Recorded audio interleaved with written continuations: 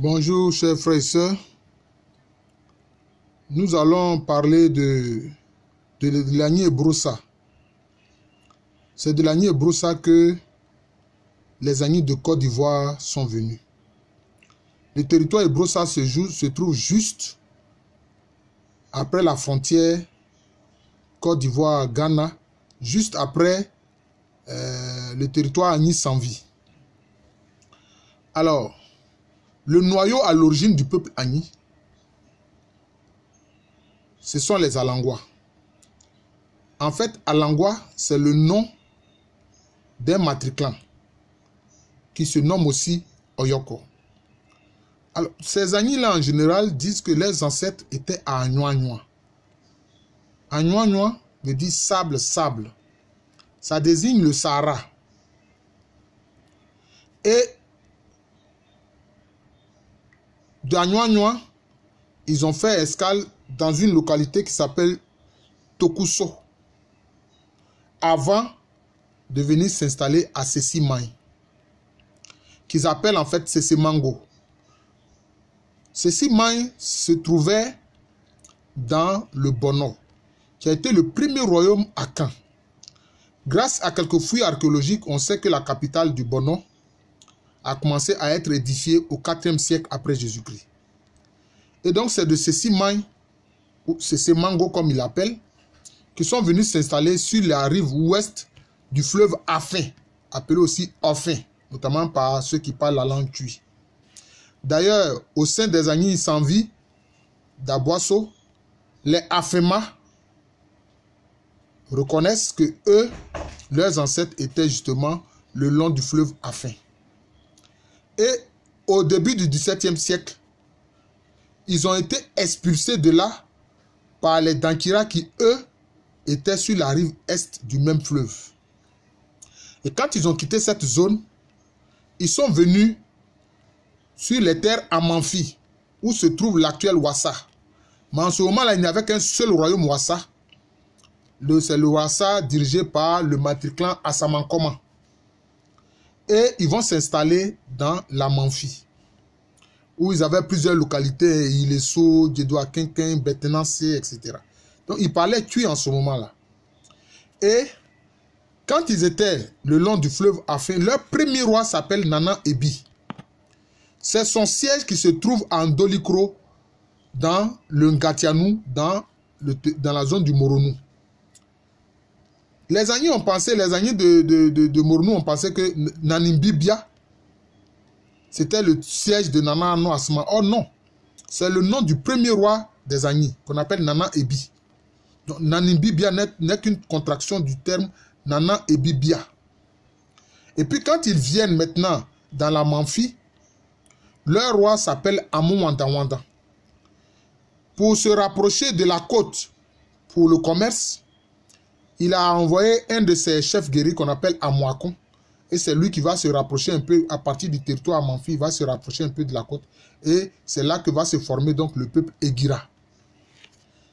Dans les documents écrits, il est appelé Egira.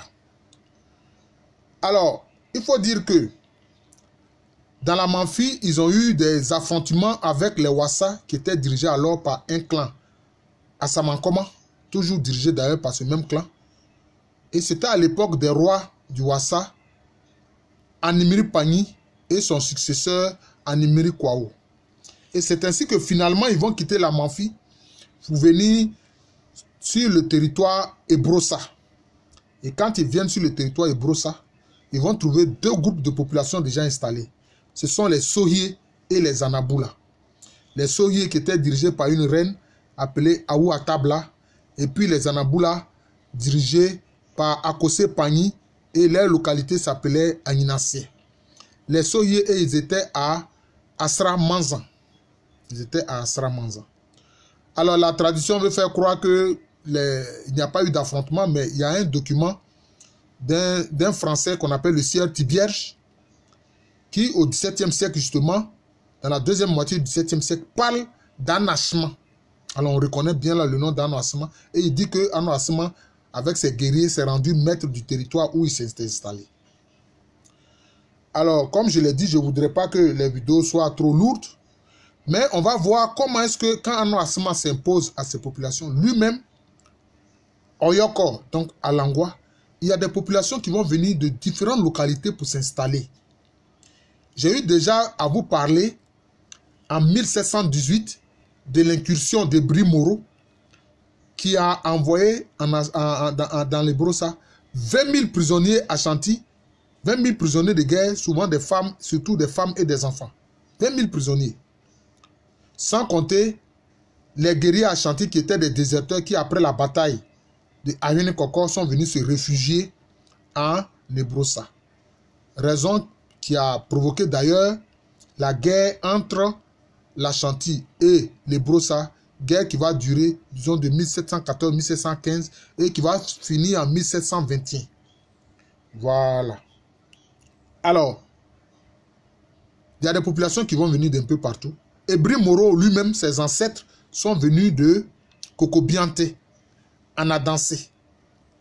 Voilà, son clan, là, qui est un clan assonant, où Ezohile est venu de Kokobiante.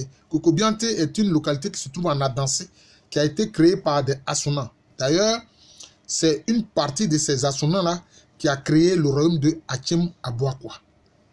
Voilà, Achim Abouakwa. Maintenant, vous avez les Sawa qui se sont installés dans les Brossa.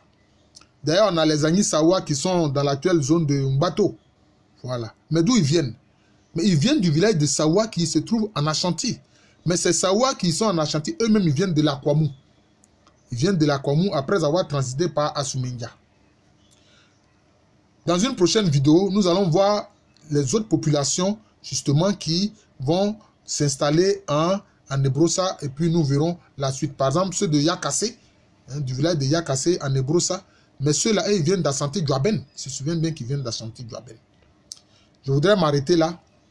Je vous souhaite une bonne journée, un bon week-end. Je suis le professeur Alou Kwame René, professeur titulaire d'histoire à l'université Félix Houphouët-Boigny, au département d'histoire à Abidjan, en Côte d'Ivoire, en Afrique de l'Ouest. Merci encore et bonne journée.